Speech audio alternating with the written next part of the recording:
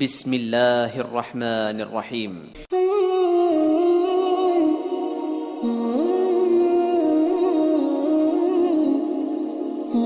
سیدنا عبداللہ بن عمر رضی اللہ عنہ کہتے ہیں کہ رسول اللہ صلی اللہ علیہ وآلہ وسلم نے فرمایا، دشمن سے ملنے کی تمنا نہ کرو اور اللہ سے عافیت طلب کرو۔ جب دشمن سے ملو تو ثابت قدم رہو اور اللہ کا کثرت سے ذکر کرو۔ اگر وہ شور کریں اور چلائیں تو تم خاموشی اختیار کرو۔